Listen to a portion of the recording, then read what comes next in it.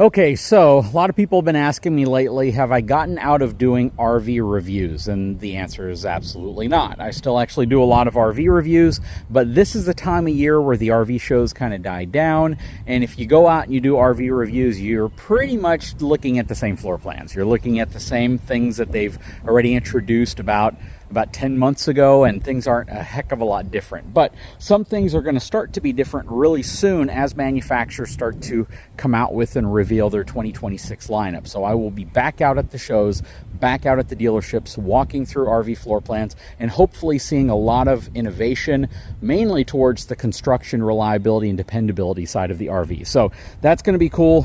So yeah, if you haven't seen a lot of RV reviews like back to back on my channel recently, it's not because I'm not doing them. Well, it's kind of because I'm not doing as many right now, but it's mainly because I'm waiting for the newer models to come out, because I don't want to just cycle through all the same stuff that everyone else is showing. So that's something that you can look forward to. On to today's video. When I'm doing those reviews, one frequent comment that I get, and it's not from a lot of people, but it's from a few people, they'll simply respond with the word junk, or they'll simply respond with, don't buy an RV, worst investment ever. And they'll try to make it seem as if any RV you look at is built terribly. Now, what I'm going to do in this video is I'm actually going to walk around the two RVs that we have right now, and I'm going to point out things that you should look for in a terribly built RV. What do I mean by that? Let's talk about it. Hang tight. I'll be right back.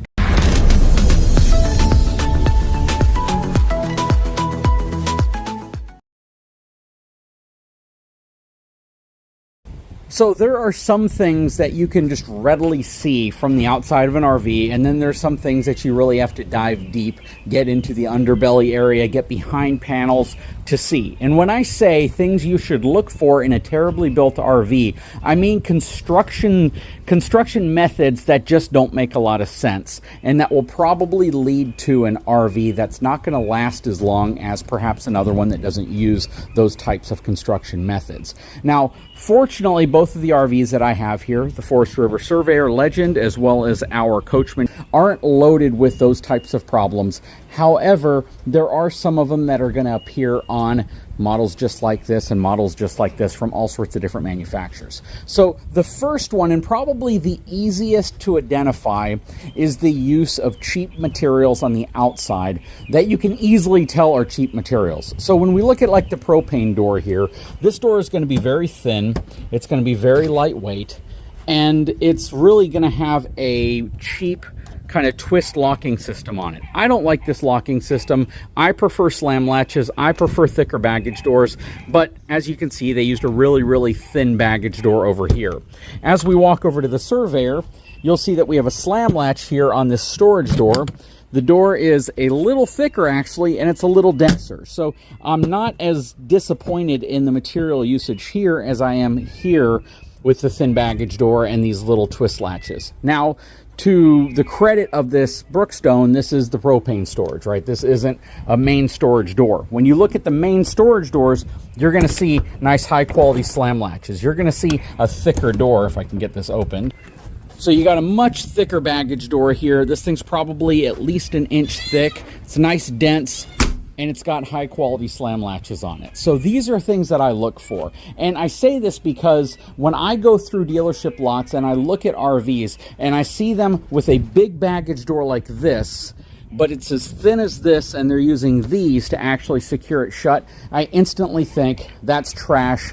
Don't do it. Don't buy this unit. And I don't even walk through those units. I try to avoid them if I see them. So if they're using these really thin baggage doors with twist latches on a major baggage door area, then I would generally look for another unit. That's not something that I like to see, and it's a really key indication of where they're spending their money.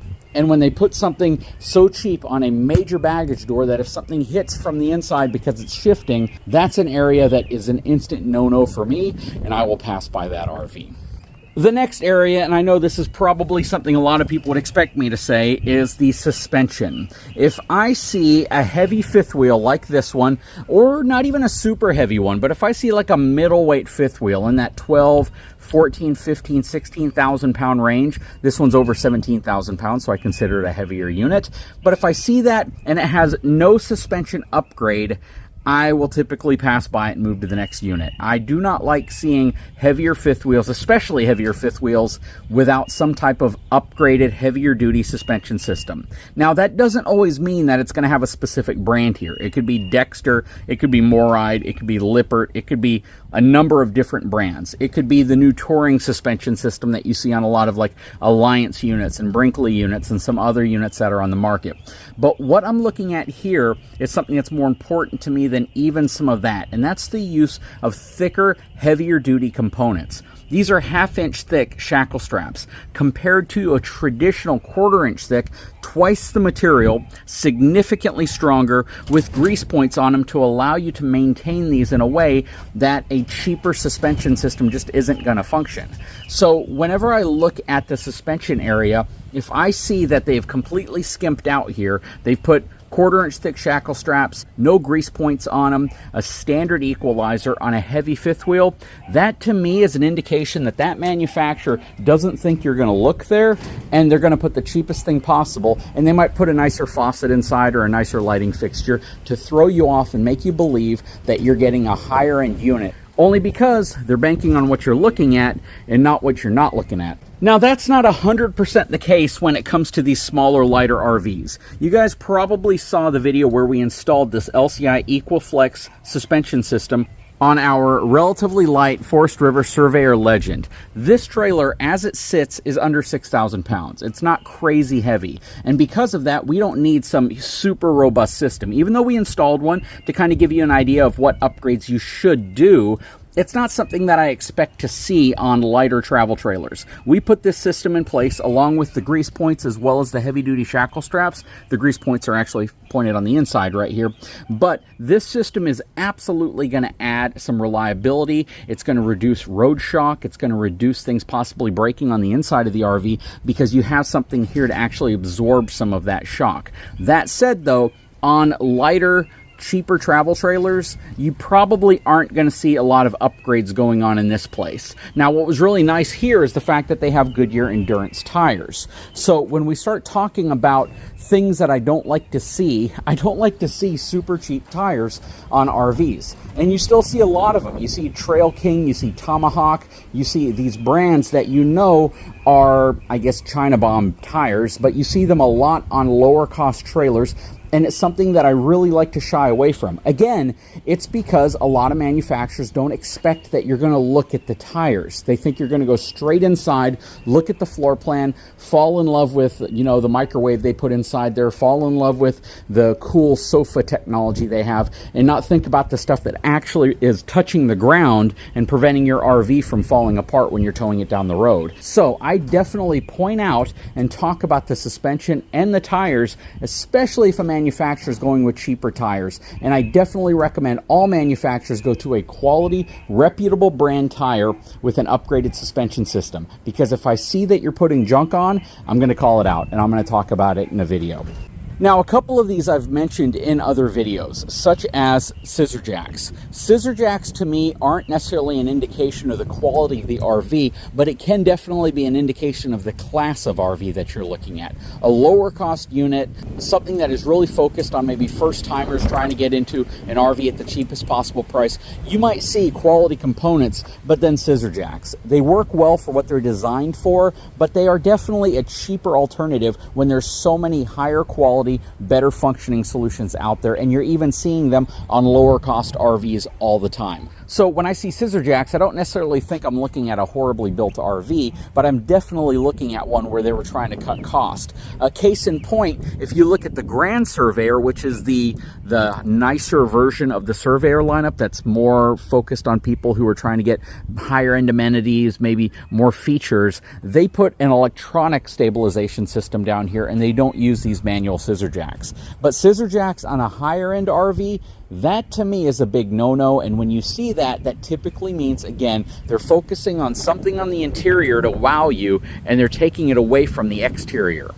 Now, another one that I've also talked about in the past, kind of things that you might want to look for in a higher end RV, is technology that's associated to convenience, but also is essentially a really good upgrade. And that would be leveling systems, electronic front tongue jacks with memory features built into them, things that basically make your life easier. You might not identify right off the bat, you still may be drawn to the inside of the RV, but stuff like this is super functional. So if I walk by an RV and it has a manual crank on it and it's a nicer travel trailer, or at least it appears to be a nicer travel trailer, I'm gonna just assume that the manufacturer is hoping you wouldn't catch that. They're trying to really cut down on cost on the outside, again, to wow you with something on the inside that may actually be far less important than having something that's built really well that gives you a lot of convenience and capability on the outside.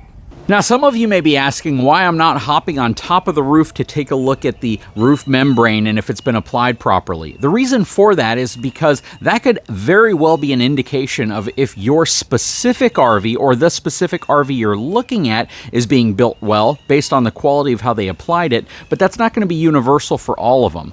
Different workers on a specific day might install it better than other workers. The things that I'm trying to focus on in this video are specifically to talk about the use of certain materials, the thickness of certain materials, the use of materials in different applications, and that's the reason why we're not hopping on top of the roof. And these are things that you can walk around an RV dealership and directly identify without having to drop the underbelly or get behind things or unscrew things to access. Anyways, guys, I don't want this to be a terribly long video, so I'm going to break it into two parts. I sure hope you enjoyed it. Stay tuned for the second half of this video so you can see some additional things to look for whenever you're walking an RV dealership lot and you want to kind of see what RVs are constructed maybe a little bit better, where the manufacturer has used better materials and has possibly put a higher quality approach into how they assemble their unit. Anyways, guys, I sure hope you enjoyed this video. Hit that subscribe button, give me a thumbs up, hit the notification button so you get notified when the second part of this video comes out. We'll talk to you again very soon.